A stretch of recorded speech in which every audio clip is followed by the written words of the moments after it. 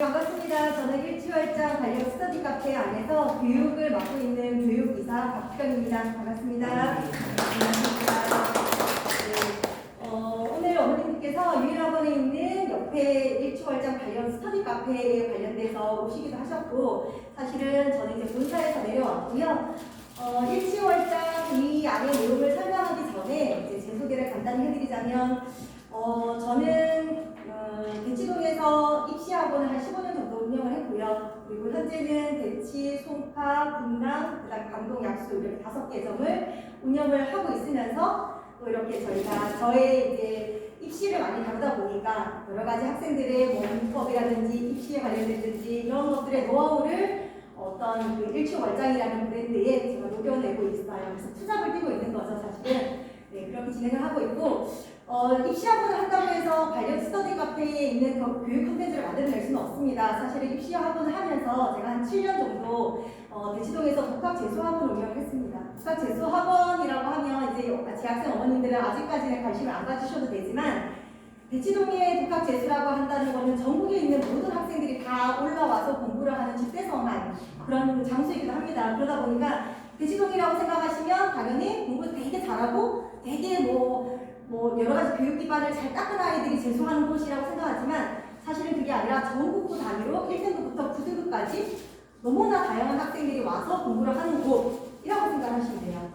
그 안에서도 독학재수학원이라고 하면 이제 대치동 이야기를 계속 말씀드려서 좀 그렇긴 하지만, 대치동은 딱 2가지예요. 아이들이 스카이라든지 의치안이라든지 이런 좋은 대학을 가기 위해서 1타 강사의 수업 또는 되게 유명한 학원의 강사 수업을 듣기 위해서 오거나, 또는 대치동에 있는 좋은 학원을 다니기 위해서 내가 그 기반 학습, 그러니까 거기에 들어가기 위해서는 어느 정도 수준이 돼야 되기 때문에 그런 수준을 맞추기 위해서 대치동에 와서 공부를 하는 학생들, 그러니까 그런 학생들은 사실은 지방에서도 많이 올라오고요. 방학 때도 수학과 관리반이라고 해서 방학 때만 딱 들으러 오기도 합니다. 그런데 학원만 갔다가 왔다가 할 수 없기 때문에 제가 운영하는 학사 기숙사거든요. 학사에서 애들이 잠을 자고 학원을 왔다 갔다 하면서 또 그 남는 시간에는 이제 관습하라고 합니다. 관리어 스터디 카페. 관습하라는 곳에 들어와서 생활관리라든지 여러 가지 학습관리라든지 이런 것들을 받으면서 공부 시간을 확보하는 그런 시스템을 이제 관습하라고 하는데요. 그거를 제가 7년 동안 운영하면서 이런 것들이 어떠한 그 대치동이라든지 강남에만 있는 게 아니라 전국적으로 아이들이 공부하는 습관, 그다음에 공부하는 시간 확보가 굉장히 중요하다는 걸 많이 깨달았죠. 그래서 아이들이 단기간에만 지방에서 올라와서 잠깐 하고 내려간다고 해서 그것들이 반영이 되는 건 아니거든요. 그러니까 우리가 살고 있는 이 생활 근접한 곳에서 아이들이 늘 공부하는 습관들을 좀 몸에 이겨내야 되는데, 그런 것들을 해결하기 위해서 우리가 조금 더 라이트하게, 아니면 또는 좀 학생들이 따라하기 쉽게, 심플하게 만들어진 게 일취월장 관련 스터디 카페라고 생각하시면 되세요. 그래서 본사에서 내려왔다 그러면 본사에서 스터디 카페 홍보하러 왔나 보다 이렇게 생각하실 것 같아서, 그게 아니라 일취월장 관련 스터디 카페는 이렇게 지금 교육의 브랜드, 혹시 영어에서 학인 영어 프로그램 아시는 분들 있을 수 있을 거고, 그 다음에 세브헤드의 차기령 대표님이라고 해서 3초 수학 학습법 이렇게 해서 수학 쪽으로는 1타 강사세요. 이렇게 2개의 회사가 만들어낸 브랜드가 일취월장이에요. 그래서 일반적인 무인 스터디 카페처럼 예쁘게 꾸며놓고 무인 키오스크 넣고 아이들을 공부하는 장소를 인테리어 공간 장사를 하는 그런 곳이 아니라, 실질적으로 20년 이상 전국에 500개 또는 900개의 가맹점을 가지고 있는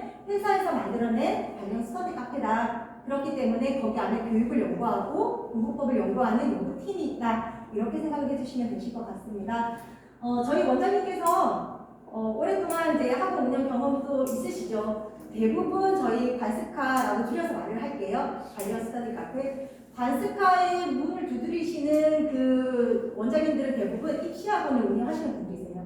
왜냐하면 아이들을 진짜 열심히 가르치고 수학도 가르치고 영어도 가르치고 여러 과목들을 가르치고 또 돌려보내고 나면 나머지는 아이들이 학습을 해야 되는데 그 학습이 또 안 된 상태로 다시 학원을 오고, 그렇게 학습이 덜 된 상태로 중간고사, 기말고사를 준비하고 계속 그런 것들이 쌓여가는 거에 대해서 가르치는 입장에서 굉장히 좀 루즈함을 느끼는 거죠. 내가 이렇게 열심히 가르치는데 애들이 조금 더 집에 가서 좀 자기 학습을 좀 해서 또는 숙제라도 좀 잘해서 와서 오면 조금 더 나을 텐데, 항상 이렇게 제자리 걸음을 하고 있다는 거가 가르치는 사람의 입장에서는 굉장히 이게 심적으로 힘이 들어요.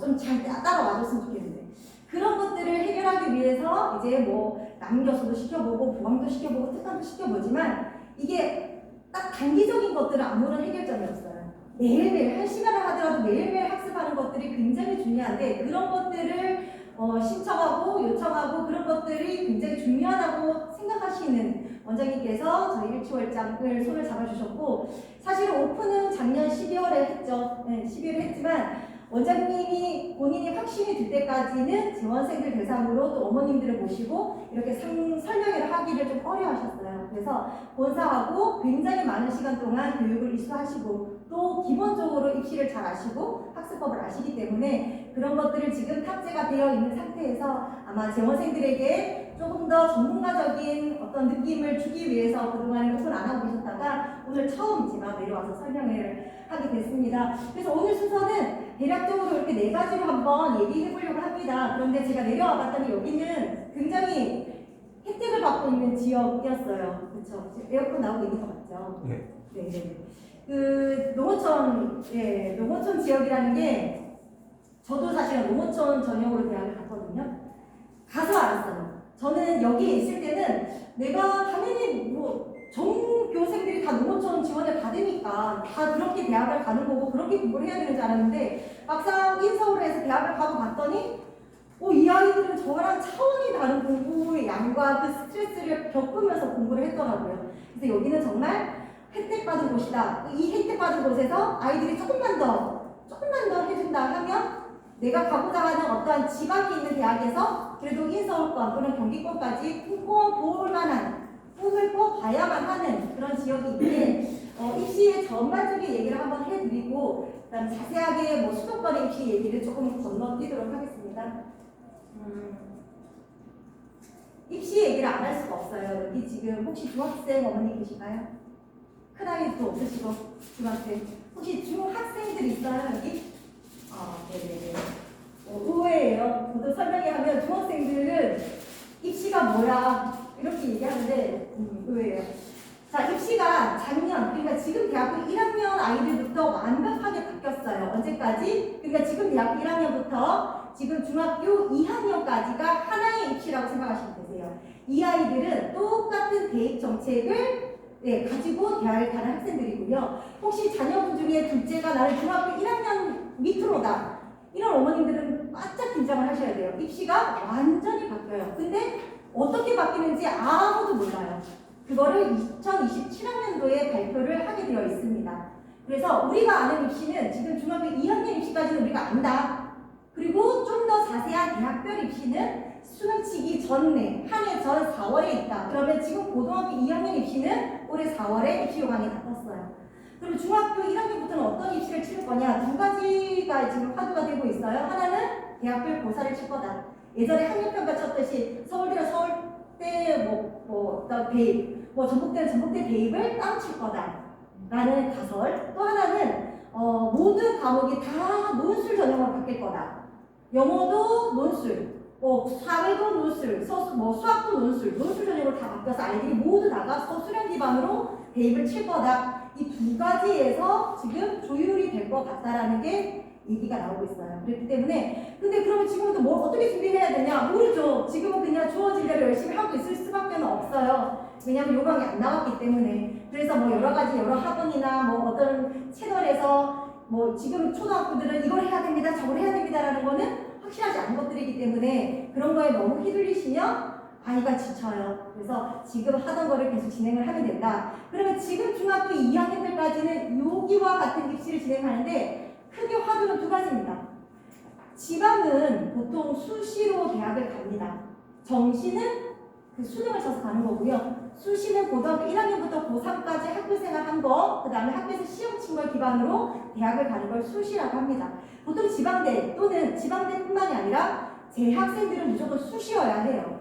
그럼 정시는 누가 가느냐 하면 의치안이라든지 인서, 스카이대라든지 이런 데를 가고자 하는 아이들의 전유물, 또 하나 특목자사 외고 이런 특수 목적과 아이들이 내신이 너무 받기 어렵기 때문에 정시로 가는 아이들 또는 재수생, 삼수생, N수생 이런 아이들이 가는 것이 정시예요. 그래서 우리 아이들은 정시로는 갈 수가 없다.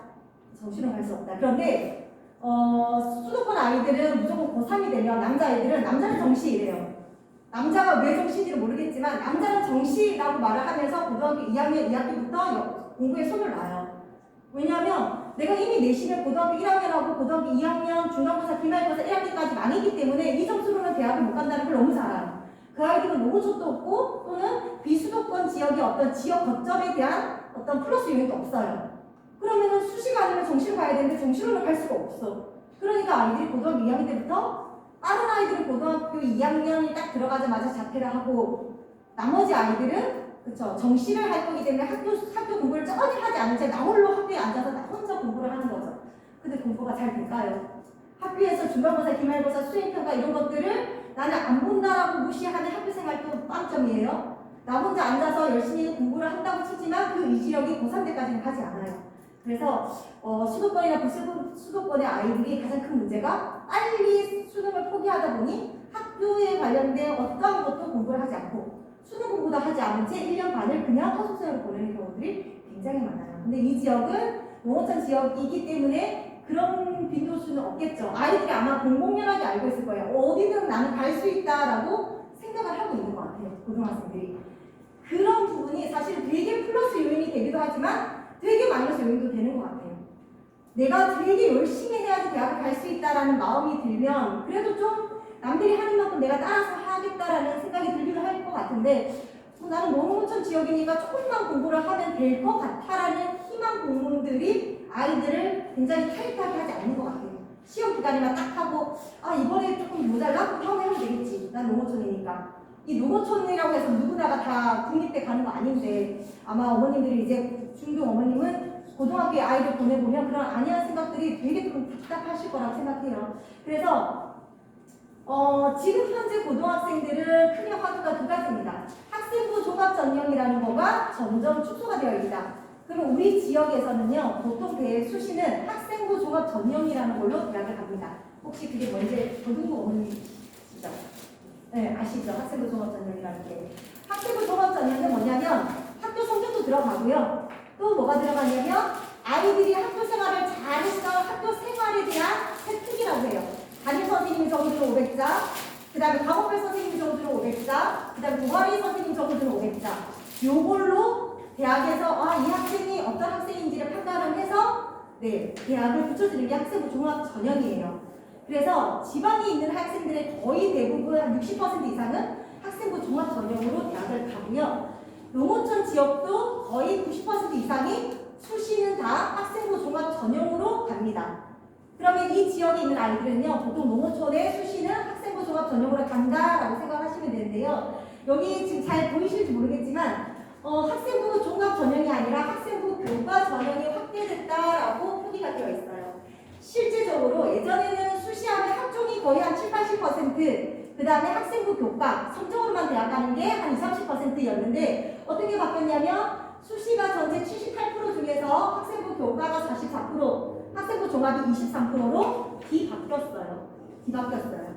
왜냐하면 그런 거 있죠. 학생부 종합 여기 정치권이 아닌데 조국 누구 자녀가 아빠가 뭘 해줘가지고 그걸로 이렇게 서류를 넣어서 어디 학생부가 대학 갔더라 누가 그랬더라 이런 거 많이 나오잖아요. 학생부 종합 전형은 그런 소질이 다분하기 때문에 원래는 모든 아이들에게 기회를 주기 위해서 학생부 종합 전형이라는 걸 선택했다가 비리가 많아서 그러니까 작년 대입부터 바뀐 거죠. 뭘로? 학교생활 열심히 하고 그 열심히 한 기록이 성적으로 드러나는 학생부 교과로 우리는 힘을 더 간다. 나가 교육부 내용입니다. 그렇다면 우리 농어촌 지역에 있는 학생들도 대부분이 학생부 종합으로 대학을 가는데 학생부 종합을 뽑는 퍼센트가 줄었어요. 그러면 당연히 경쟁이 굉장히 치열해질 수밖에 없죠. 경쟁이 치열해질 수밖에 없다. 그래서 우리는 뭐도 가져가야 된다? 학생부 교과도 가져가야 된다. 그러니까 학생부 교과를 가져간다라는 거는 뭘로 가느냐면 농어촌에서 수시는 학생부 종합으로 갑니다. 근데 학생부 교과는 뭘로 가느냐면 정시로 가는 거예요. 정시에도 농어촌이 있어요. 수시에도 농어촌이 있고 정시에도 농어촌이 있는데 수시의 농어촌은 학생부 종합으로 간다. 학교생활 열심히 하는 걸로. 그 다음에 정시의 농어촌은 학생부 교과로 간다. 이렇게 크게 나눠서 생각하시면 돼요. 이해되시나요? 그러면 그 학생부 종합안에는 선생님, 그 다음에 아니면은 담임 선생님, 교과 선생님, 동아리 선생님이 적어주는 글로만 가느냐? 아니요. 학생부 종합안에도 학교 내신이라는 게 들어가 있어요. 가장 진하게. 100%라고 하면 60% 이상은 학교 성적으로 기반이 되는 거고요. 나머지가 세특이라는 선생님들이 적어주는 여러 가지 학교 생활 내용으로 들어가는 거예요. 그러니까 학생부 종합전형이라고 해서 내가 내신을 안 하는 거 아니다. 내신은 당연히 포함되어 있다. 라고 생각을 하시면 되실 것 같습니다.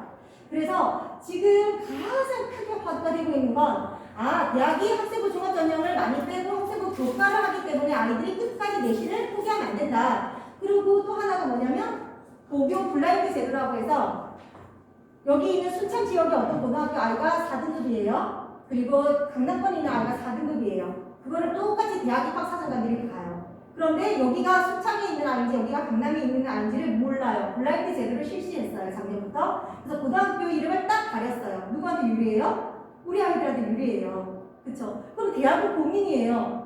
우리 대학에 되게 인재들을 데리고 와야 되는데 이 성적이 똑같이 4인 아이 중에서 인재가 누굴까?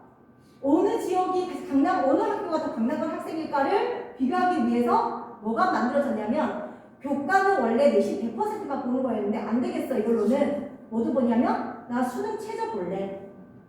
수능 점수까지 내가 볼래. 그래서 좋은 대학은 전체 수능 과목 중에서 3과목 그리고 16개 이하 대학은 전체 수능 그 과목 중에서 2과목 합이 5. 그러니까 하나는 1받고 하나 4받고 하나 2받고 하나 3받고 이렇게 해서 2과목 합이 5 하면 같이 올라가는 거죠. 네, 올라가는 거죠. 그래서 지금 이게 굉장한 화두예요. 왜냐하면 예를 들어서 나는 한양대를 갈 건데 한양대는 보통 한 내신으로 2.5 정도가 돼야지 넣는데 나는 한 3.5야. 그런데 학교장 추천을 넣어보는 거예요. 넣는 거는 아무런 뭐 문제가 안 되니까 넣어봤어요. 근데 뭐가 있어요? 수능 체제가 있어요. 수능 칠 때까지는 아무도 몰라요. 그럼 수능을 쳤는데 등급이 2.5인 아이가 체제를 못 맞췄어요. 그럼 얘는 탈락이에요. 등급이 아무리 1등급이어도. 그쵸? 그러면 대학에서는 어떻게 생각하냐면 수시는 정시의 아이들을 뺏기지 않기 위해서 최대한 정원을 다 뽑는 게 목적이에요. 대학들이 정원을 채워야 되니까. 그러면 원래는 2.5 등급인 아이를 붙여줘야 될 거를 보는 거죠. 대기들이 100%, 200%, 300%, 400%. 400%라는 거는 4바퀴를 돌았다는 거예요. 그러면 우리 아이가 수능 체제를 맞춘 아이가 털커덕 붙게 되는 현상이 작년부터 벌어지고 있는 거예요.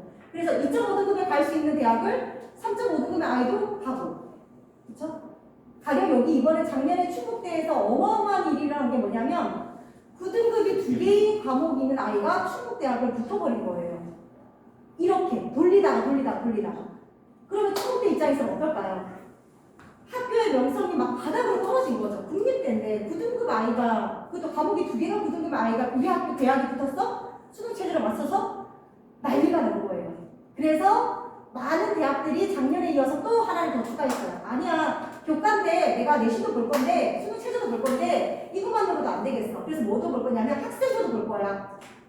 그러니까 이게 다가 된 거죠. 이제는 내신, 학생부, 정시 이게 따로 없는 거예요. 다 똑같이 돼버린 거예요. 그러니까 대학들은 좋은 아이들을 고르기 위해서 계속 뭔가를 추가를 하고 있는 거죠. 작년에 어마어마하게 대입을 실패했거든요. 그래서 우리 아이들은 결국은 내신이 기본이다. 왜냐하면 학생부가 잘 나오는 아이들은요, 내신이 잘 나오는 아이들 학생부가 잘 나와요. 그리고 선생님들이 한 글자라도 더 좋게 적어줘요. 학생부는 본인이 적는 거 아니거든요. 선생님들이 적는 거거든요. 그러니까 우리 아이는 끝까지 내신을 가져가야 된다. 그리고 나서 학생부 종합이든 아니면 내신이든 수능이든 그걸 언제 결정하느냐면 고3 1학기, 고등학교 3학년 1학기 중간고사를 치고 나서 그때 결정을 하면 되는 거예요. 그때. 네, 그때 결정을 해서 우리가 선생님이랑 잘 의논을 해서 내가 어느 전형으로 갈지에 대해서 심도 있게 고민을 해서 우리가 수시는 이렇게 넣어보자.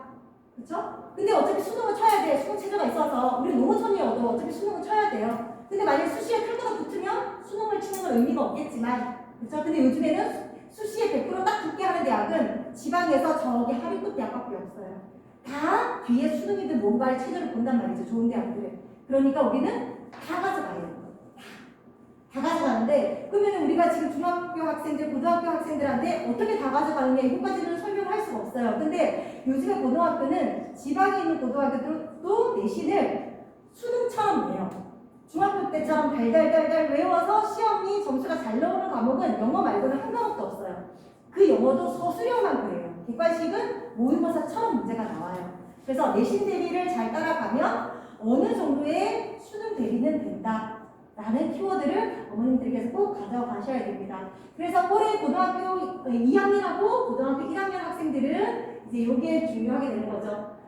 비교과가 우리가 그럼 학생부 종합에 들어가는 비교과가 원래는 독서도 있고 봉사도 있고 뭐 진로 탐색도 있고 뭐 논문도 있고 이랬어요. 근데 그런 거 싹 없애고 저렇게 담임선생님, 과목선생님, 동아리 선생님이 적어주는 요 1500자로 학생부가 결정이 된다. 그럼 우리 아이들 어떻게 해야 돼요? 우리 아이들은 선생님한테 되게 잘 보여야 되잖아요. 이제 다시 이제 선생님들이 갑이 될 시대가 온 거예요. 예전에는 이제 막 학생부 교과가 별로 인기가 없다 보니까 선생님들이 막 받아들일 명성이 떨어졌죠. 근데 이제 키를 학교 선생님들이 쥐고 있어요. 우리 아이들은 학교 선생님한테 잘 보여야 돼요. 어떻게? 제가 그냥 우스갯소리로 너네 주머니에 항상 휴지 하나 갖고 다녀. 그래서 저기 담임선생님 오면은 슬쩍 떨어뜨리고 휴지 여기 있네? 내가 주워서 버려야지? 이러면서 이렇게 막 말도 안 되는 이런 과도한 액션이라도 해라. 그리고 수행평가 같은 것도 할 때 뭐 조별 모둠 뭐 발표라든지 이런 것들은 자질에서 어쩌고저쩌고 들면서 해야 돼요. 눈에 튀어야 돼요. 특히 교과 선생님들은 전교사 300명을 다 가르치는데 얘한테 뭘 적어주겠어요? 성실하고 착하고 이런 거밖에 안 적어주죠. 근데 학생부에서 가장 좋아하는 말이 뭐냐면 노력한다, 성장한다 이런 말들을 되게 중요하게 여겨요. 그래서 지금 혹시 고등학생들이라면 꼭 지금 중간고사 쳤죠? 지금이 기회예요. 각 담임 선생님이나 교과고 선생님한테 가서 제가 이렇게 공부를 했는데 성적이 안 나왔어요 중간고사 때. 그러면 내가 어떻게 해야 될지 잘 모르겠어요 선생님. 또는 선생님 여기 우리 1초월자 다니는 학생들이라면 선생님 제가 중간고사를 망해서 제가 스터디 카페에 가서 하루에 3시간씩 꼬박꼬박 복습을 하려고 하는데 복습 어떻게 하면 될까요? 이런 질문을 무조건 해야 됩니다. 저는 우리 아들이 고등학교 1학년이에요. 우리 아들 중간고사 딱 끝나자마자 표로 딱 만들어서 과목 쫙 쓰고 중간고사 때 어떻게 공부했는지 너가 적어. 그리고 기말고사 때 어떻게 공부할 건지 네가 적어. 담임선생님한테 가져가. 선생님 저가 이렇게 지금 제가 분석했는데 선생님 이거 맞아요? 물어봐. 다 물어봐. 교과 선생님들한테 다 물어봐. 그러면 그 교과 선생님들이 나중에 어떻게 적어줘요? 이 친구는 시험을 공부를 열심히 하기 위해서 공부법에 대해서 많은 고민을 하고 있음. 이렇게 한 줄 적어주면 대학들이 가장 좋아하는 학생부가 만들어지는 거예요.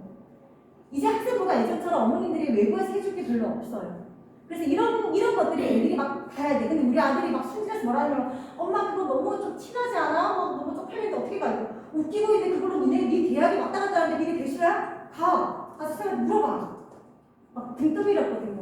그거 지금이라도 하셔야 돼요. 아직 기말고사 준비 안 됐잖아요. 그래서 아마 이제 저희가 관리반에서는 시험 끝나고 나면은 이렇게 분석해서 내가 어떻게 공부했는지 앞으로 어떻게 할 건지 이런 것들을 표로 저희가 작성을 하게 합니다. 그거 그냥 학교 가져가서 선생님들한테 보여주면서 저 이렇게 하려고 하는데 선생님 맞아요 안 맞아요? 이런 것들을 진행을 하면 학생부가 굉장히 예쁘다. 왜냐하면 선생님들은 하나하나씩 다 적어줄 수가 없거든요. 애들이 챙겨야 됩니다. 이렇게 안내를 해드리고요. 지금 농어촌 전형이라는 거가 있고 지역 거점, 지역 인재 전형이라는 게 있어요. 이 지금 순천 지역에 해당되는 내용이에요. 그래서 농어촌 전형은 대부분 지금 보통 한 5,200개 정도, 200명 정도를 보통 뽑아요. 근데 지금 제가 기술해 놓은 거는 상위 15개 대학들이 우리가 한 1,200명 정도를 뽑더라. 그러면 농어촌으로 가면 대학을 다 잘 갈까요?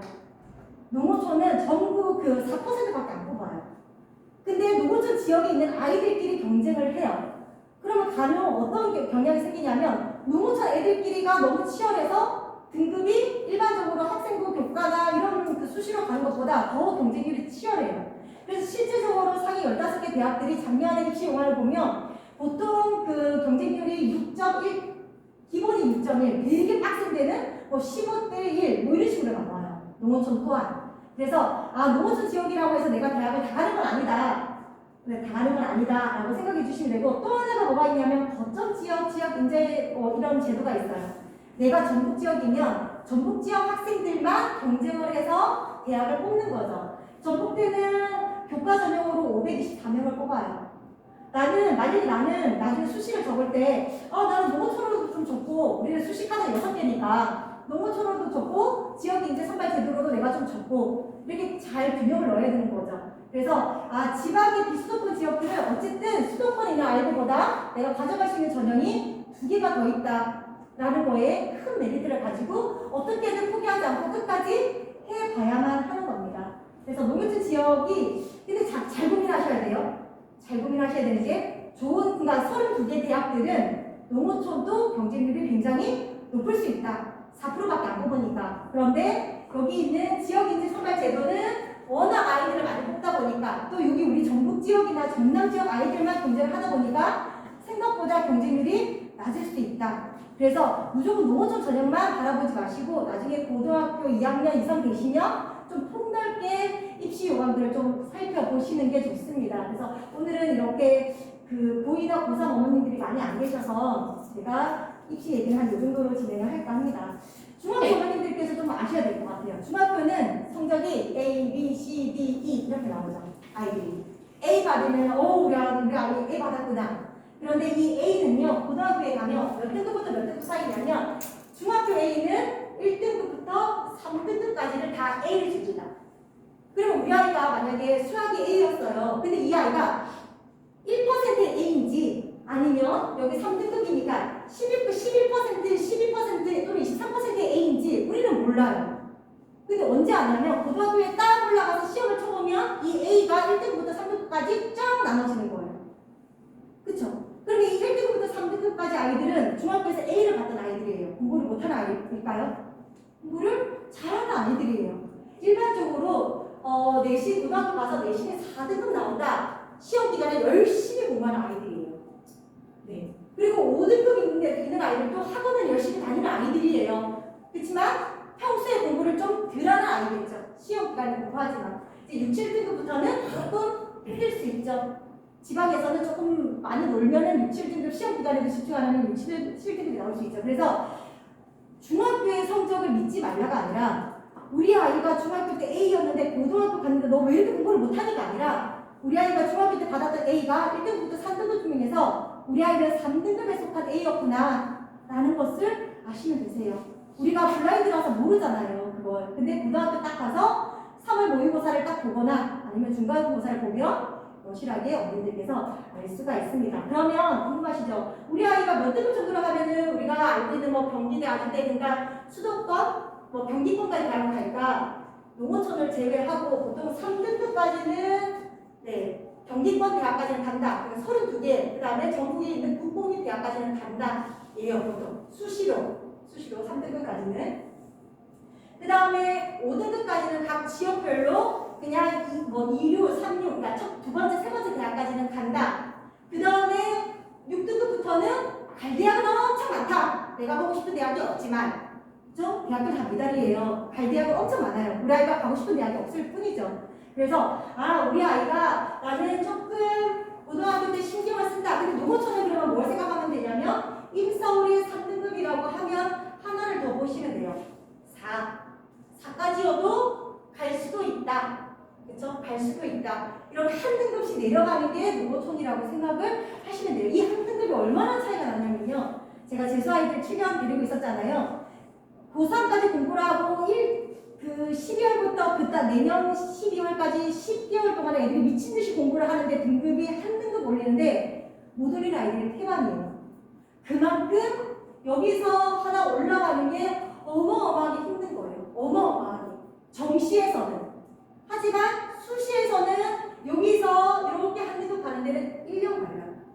1년. 내가 우리 아이가 고등학교 1학년이야. 지금 중간고사를 쳤어요. 근데 만약에 우리 아이가 5등급이 나왔어요. 근데 5도 보세요. 가장 넓죠. 스펙트럼이.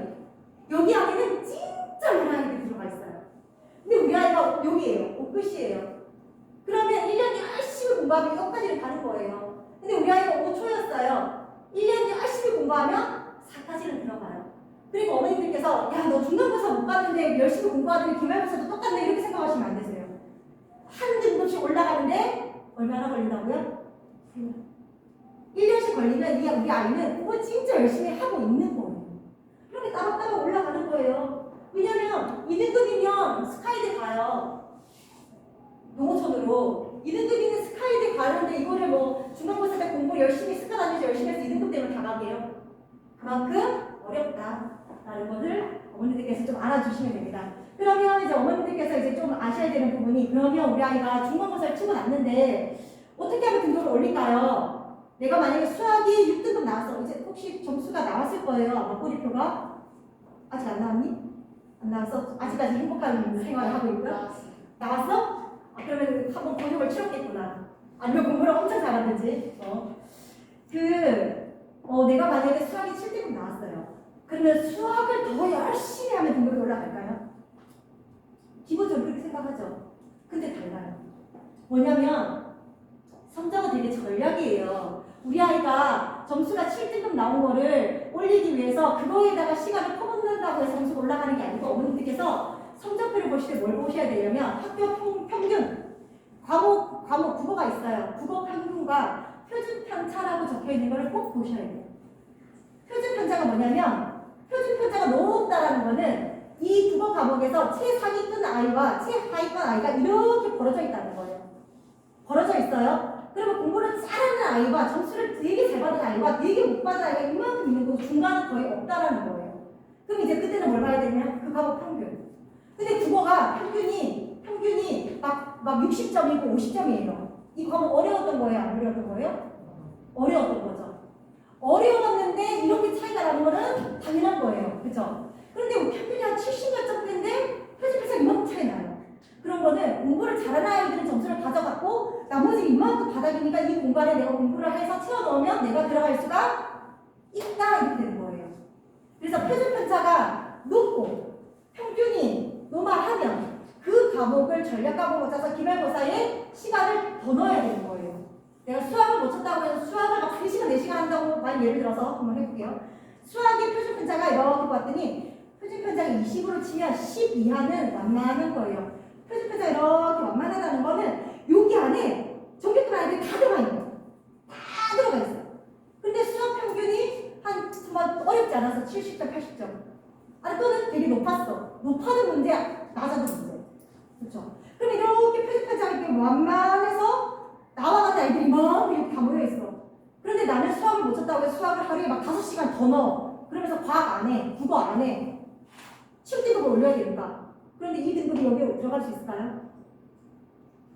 상식적으로? 못 들어가요.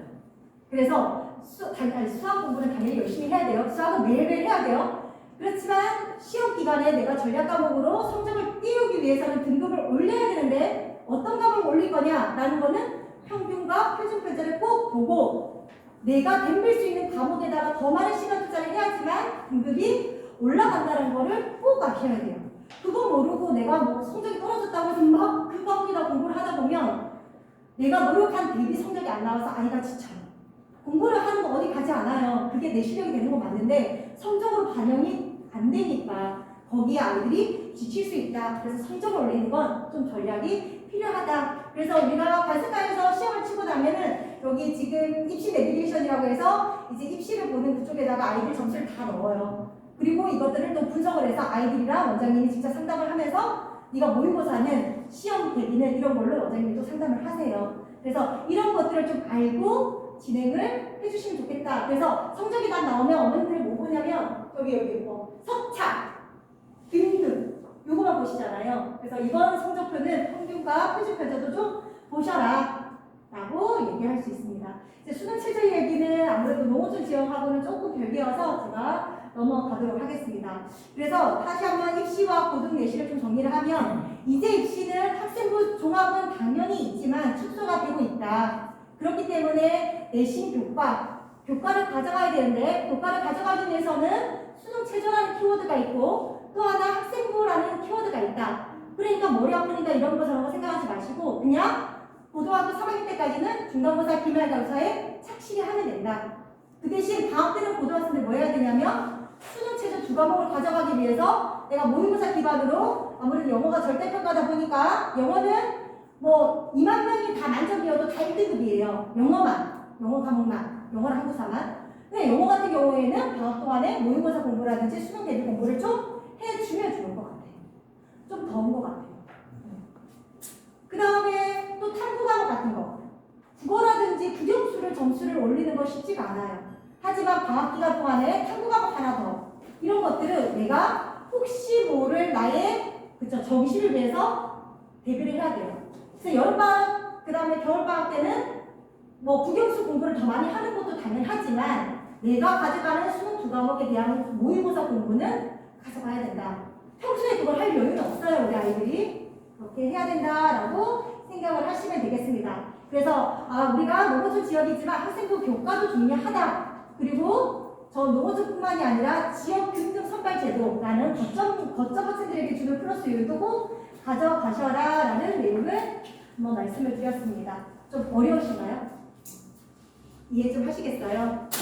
그러니까 다 정확하게는 아실 수는 없지만 그래도 계속 기동량을 좀 들으시면 좋겠고 현재 고등학교 어머님들은 좀 많이 귀담아 들어주셨으면 좋겠고 특히 여기 혹시 고2 있어요? 고2는 없어요?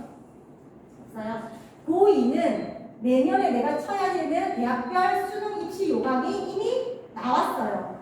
그러니까 내가 만약에 아주대를 갈 거야. 그러면 아주대학교 홈페이지에 들어가서 내가 치르는 입시에는 어떤 게 있는지를 봐야 돼요. 고2 때 보지 않고 마음대로 공부하다가 고3 때 이게 반영이 됐었네? 이러면 이제 그때는 그 대학을 그대로 못 가는 거예요. 그래서 내가 어느 대학을 갈 건지가 고2 때 어느 정도 머릿속에 있다면 고2 중간고사 끝나고 각 대학별로 홈페이지에 들어가면 내가 치르는 입시가 다 나와 있다. 대학별로. 그런 것들을 꼭 보셔야 됩니다. 그러면 우리 아이들이 입시는 나중에 얘기고요. 이것들을 해내기 위해서는 공부를 해야 해요. 공부를 해야 되는데 제가 앞에 조나모 스터디 코드라고 혹시 학생들이 아나? 중학생들이라서 모르나? 그 스터디 코드라고 조나모 그 공부법을 연구하는 사람이 있어요. 그 사람이 말했던 인강 그 방송을 틀어드렸는데 아무도 안 오시더라고요.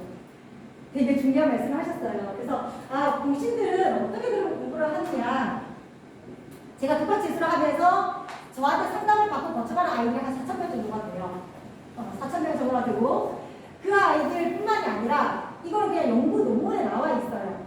공부를 잘하는 아이들, 특히 좋은 대학 간 아이들이 어떻게 공부했냐? 너네 비법이 뭐니? 라고 했더니 되게 식상한 말 했어요. 학교 공부만 했어요. 그건 아니에요. 이거예요. 3시간의 법칙을 나는 무조건 지켰다. 철칙으로 지켰다. 그럼 3시간의 법칙이 뭐냐?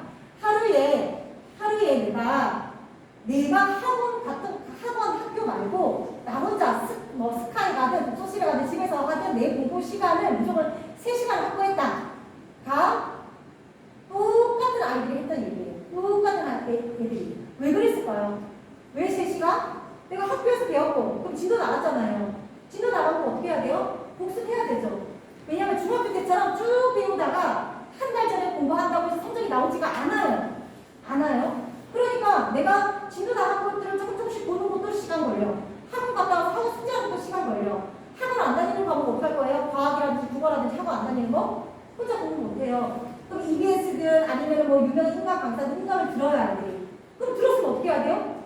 또 정리하고 공부를 해야 되잖아요. 그 시간이 아무리 못해도 3시간이 걸린다는 거예요.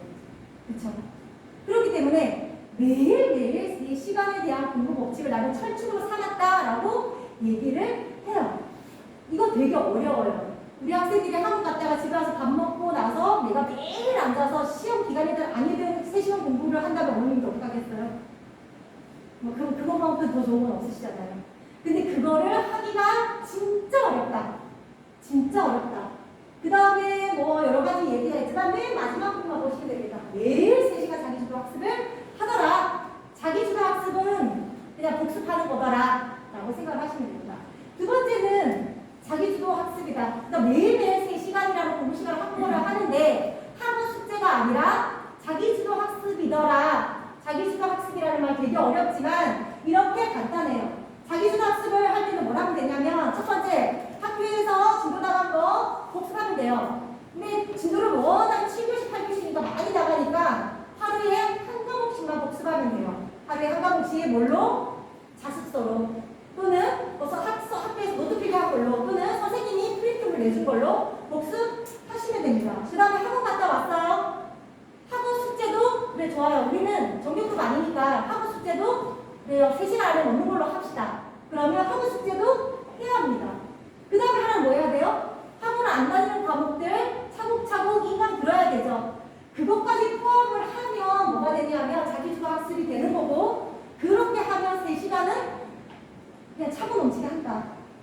아이들이 너 자기주도 학습해. 그러면 뭐 하면 돼요? 뭐 하면 돼요? 너 복습해. 뭐 하면 돼요? 이래요. 우리 관습 오는 애들 처음에 그래요. 뭐 해요? 쌤 복습 뭐 어떻게 해요? 이렇게 해요.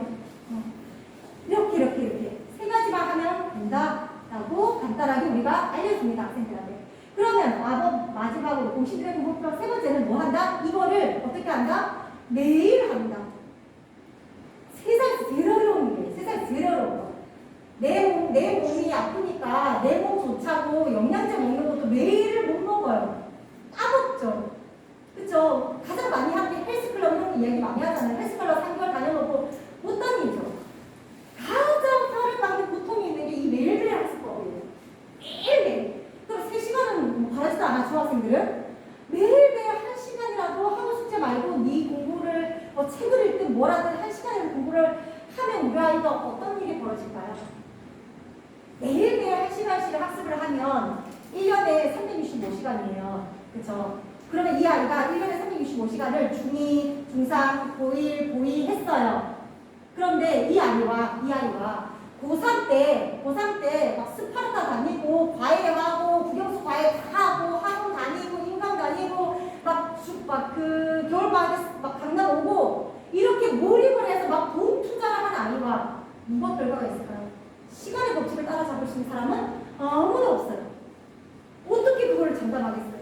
이 시간이라는 건 흘러가버리면 끝인데 이 시간에 매일매일 1시간씩 뭘 했던 애와 내가 고3 때 어쨌든 어머님들이 자금력과 뭘 다 투여를 해서 막 과외를 아무리 시켜도 고등학교에서 수능은 따라가지 못해요.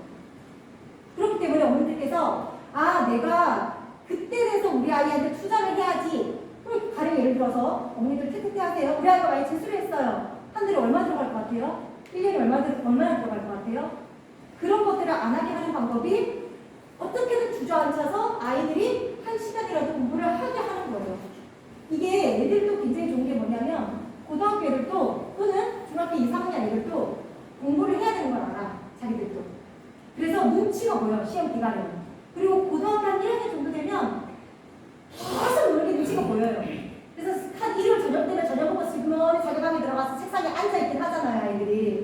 아이들도 알아. 근데 어차피 좀 하고 큰 소리 치고 애들도 마음 편한 게 좋은 거예요. 굉장히 좋은 거죠.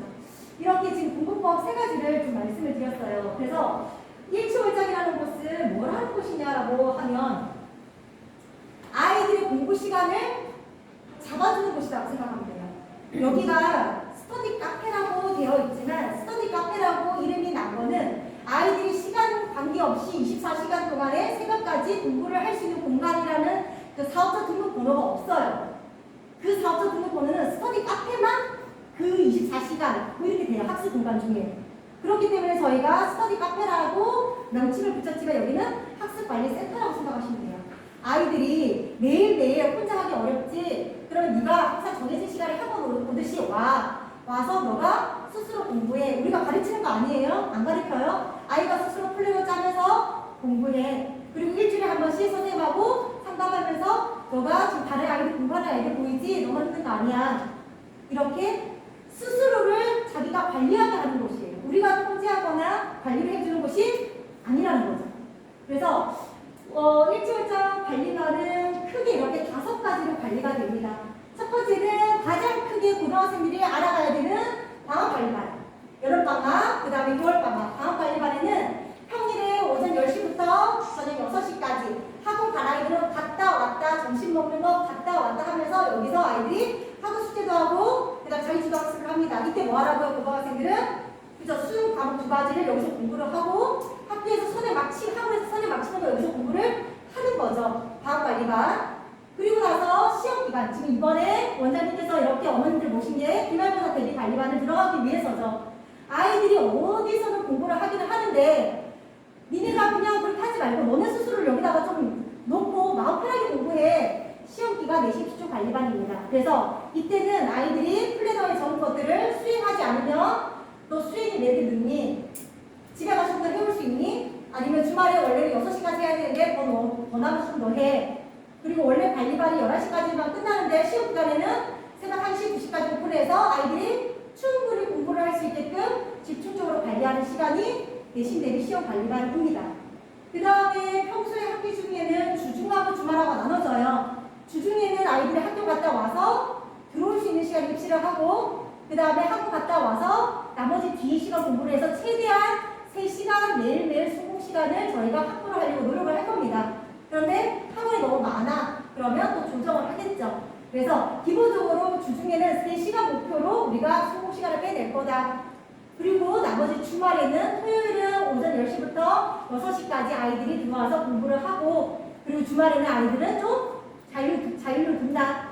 고1까지는. 근데 고2, 고3은 자율로 두면 안 되겠죠. 그죠? 의무적으로 아이들이 그래도 좀, 그죠? 학교가 나가서 빈 공간에 공부하듯이 자기가 자율로 와서 공부를 하게끔 하겠죠. 그럼 어머니들이 질문을 하셔야죠. 우리 아이는 그렇게까지 앉아있을 수 없어요. 그러면 저희가 원래 신규생이 들어오면 일주일 동안의 적응기간을 거칩니다. 그런데 조금 힘든 아이들은 적응기간이 한 달이 걸릴 수도 있고 2달이 걸릴 수도 있겠죠. 거기에 맞춰서 아이들을 조금씩 데려가야지 막 생기면 아이들이 못해요. 조금씩 지들이 할 줄 알아야 좀 재미가 있거든요. 재미가 있게끔 이렇게 주중 주말 수공 시간 관리합니다. 예를 들어서 이미 이제 여기서는 화두가 없지만 코로나에 걸렸어. 뭐 그런 이슈가 있을 수 있어요. 그럴 때는 우리가 온라인 스터디 카페를 오픈합니다. 집에서 공부를 하더라도 비대면으로 아이가 입시를 해서 다른 아이들하고 같이 공부를 3시간 하고 표시를 할 수 있게끔 온라인 비대면 관리반도 같이 오픈을 합니다. 그래서 이런 경우 있죠. 학원이 너무 많아서 주말 말고는 시간이 없어요. 이런 분들은 주말 관리로 들어오고 평일에는 이렇게 온라인으로 아이가 들어와서 그 수공 시간을 채울 수 있게끔 저희가 동기부여를 합니다. 그 다음에 너무 중요해요. 우리 아이들이 정시로 대학을 가진 않지만 3월, 6월, 9월, 이번에 6월 9일 날 모의고사 있어요. 굉장히 중요해요. 3월, 6월, 9월 학교별 부산광역시 어떤 시별 어떻게 진행하는 모의고사가 있기 2주 전에 일요일 아침에 일요일에 우리가 8시 20분에 입실해서 실제 수능을 보는 것처럼 계속 저희가 트레이닝을 합니다. 아이들한테 모의고사도 중요한 시험이야라는 거를 좀 알아야 돼요. 아이들. 특히 이렇게 농어촌에서 수시로만 대학 가는 아이들은 그거에 대해서 너무 개념이 없어요. 그래서 우리가 똑같이 8시 20분에 입실해서 4시 몇 분까지 1교시, 2교시 그대로 수능 치는 거랑 그대로 저희가 1년에 5번 트레이닝을 합니다. 고3들은 늦금 지나면 2학기 때는 더 자주 하게 되겠죠. 이렇게 해서 크게 1년 동안 우리가 학사 관리는 이렇게 이루어진다라고 생각하시면 됩니다. 그러면 여기에는 지금 이제 크게 키워드가 2가지예요. 중등학생 관리반, 중등학습관리반이 있고 고등집중관리반이 있습니다. 조금 이따가 끝나고 나서 스터디 카페 한번 가보시겠지만 중학생들이 학습하는 공간과 고등학생들이 학습하는 공간이 좀 분리가 돼 있어요. 아무래도 중학생들은 집중력이 좀 떨어지기 때문에. 그래서 중등관리반은 어떻게 하냐면 평일 관리를 기본으로 하고요. 평일날 여기 들어와서 학원 숙제도 하고, 그쵸? 그리고 집에 있는 문제집 안 푸는 것도 여기서 풀 수 있게끔 그러니까 평일 관리가 주다. 그 다음에 주말에는 토요일만 온다. 일요일은 자율이다. 이렇게 생각해 주시면 되고, 그러면 우리는 뭘 가르치냐 여기서 중학생들은 좀 디테일하게 좀 우리가 봐줘야 돼요.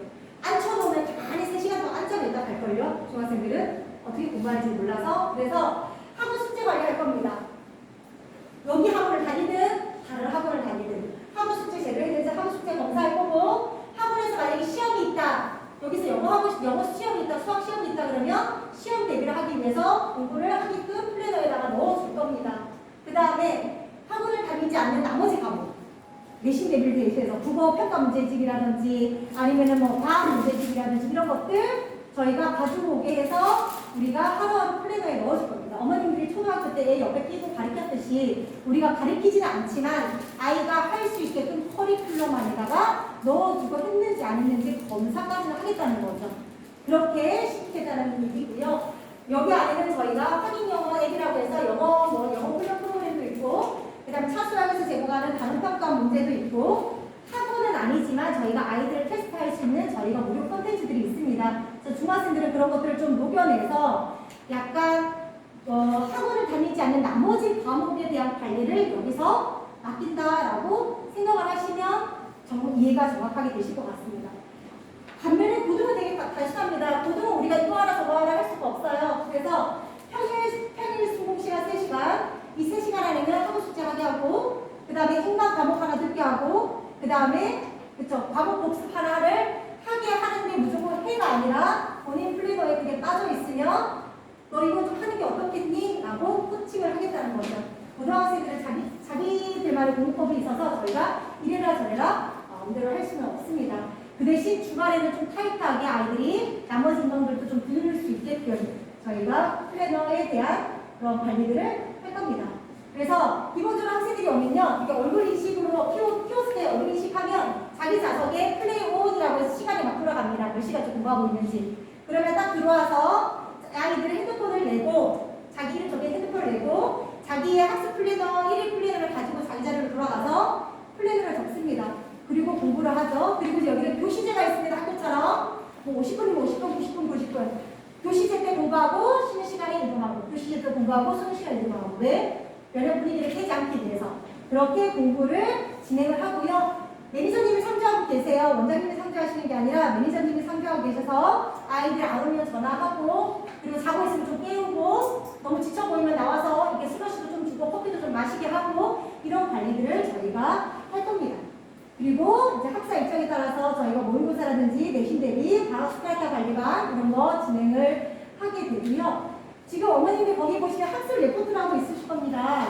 저희 일주일 월장만의 특허예요. 어디에서도 이렇게 학생들이 일주일 동안 학습하는 걸 가지고 학습 레포트를 뽑아주는 곳이 없어요.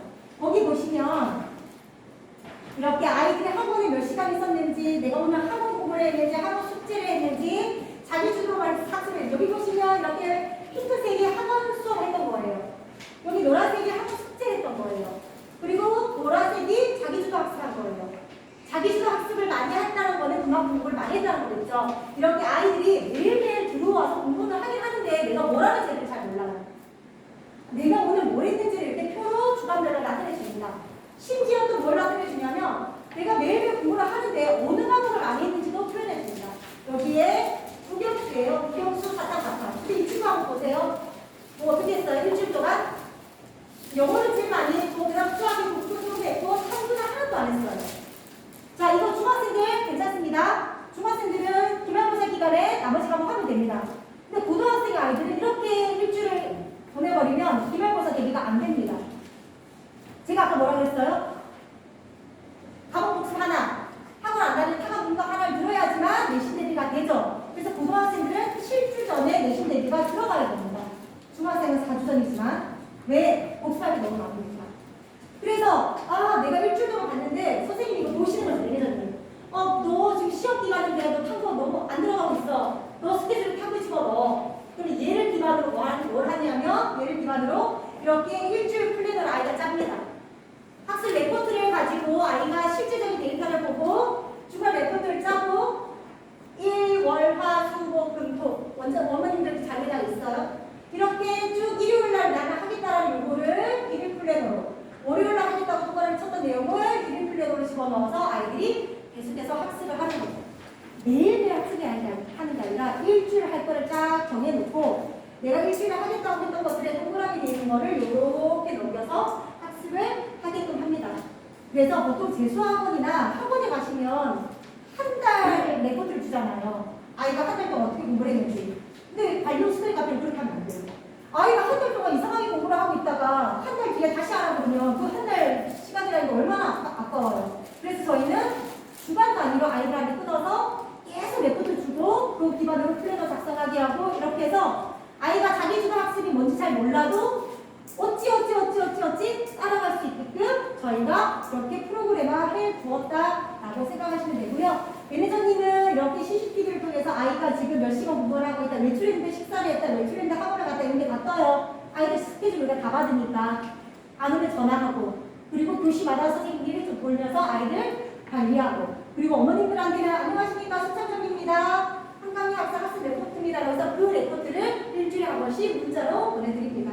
어머님들도 아이들에 관심을 좀 가져주시면 좋겠습니다. 이렇게 저희가 진행을 하면서 모의고사도 같이 진행을 하게 됩니다. 그래서 지금 키워드는 이겁니다. 기말고사부터 여름방학까지가 키워드입니다. 그래서 5월, 6월 기말고사 준비, 7월달에 기말고사, 그 다음 7월달에 여름방학, 8월달에 여름방학까지.